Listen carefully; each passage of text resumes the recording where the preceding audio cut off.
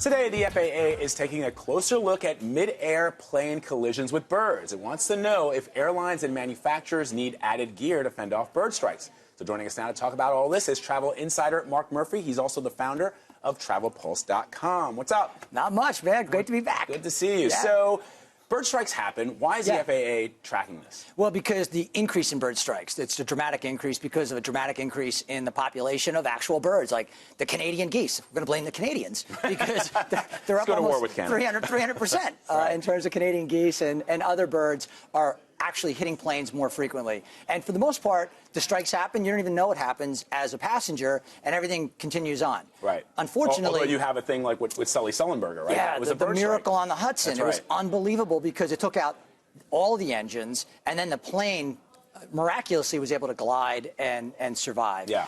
Everyone got off that plane, which is really a true miracle and a testimonial to the fact that the waters were calm. Yeah. And Captain Sully did a sick job just bringing that thing in. Yeah, for sure. But is there any kind of technology that planes can be outfitted with? Well, what they can do is reinforce different parts of the plane. So parts of the plane are set to withstand an 8-pound bird strike, like the tail section, whereas other parts of the plane, a 4-pound bird strike. But maybe the bird's been eating McDonald's, right? Because they're a little bit bigger these days, right. And therefore we might have to reinforce more. So the question is, how do they reinforce the existing planes? What's the process for that? Or is it just going to be on new construction, new planes coming on? Planes fly for 20 or 30 years. They're always being retrofitted, but how do you retrofit and make it withstand an additional 4 pounds? That's the question. We've also been talking about these lasers that have been pointed. I don't know if there's anything that can be done for that, right? Well, arrest those guys, because you know what? It's so incredibly dangerous, and the challenge is how do you find them? How do you find them? Yeah, for sure. I mean, that's the challenge. So there's a new warning for travelers booking hotels online. The Federal Trade Commission says people should be aware of scammers. So who's trying to scam? Wait, are there people out there trying to scam us, Mark? On the internet, really? On the internet? Yeah. It's unbelievable. All right, so here's what's going on. There are some that would literally are true internet fraud, where they'll take your deposit, you won't get booked, and you'll show up thinking you have a reservation, and you don't. Nightmare. And that's terrible. Yeah. There are others that will set up these pages, and they'll use the logo of the brand or the local hotel. You'll think you found the right hotel, but you're actually booking it through a separate reservation service, right? And then when you show up, you may not get what you actually paid for, or you thought you paid for. You might have thought you booked an oceanfront room, and instead you're looking out at the garden. So there are various degrees. So you want to make sure what you do is you look at the site. If you're booking direct with the hotel, go to the corporate main site. Don't go to the individual property site. So if it's a Best Western, don't book at Best Western Midtown. Book at bestwestern.com. Hyatt, same thing. Do those things, and you'll be perfectly fine.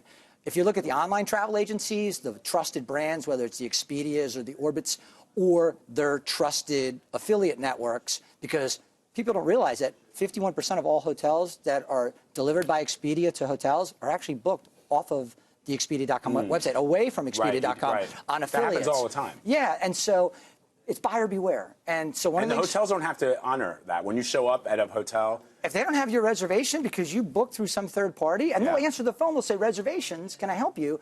And you'll think you're talking to the Best Western reservationist or the Hyatt, and you're talking to some third party, and there's no connection back potentially to that property.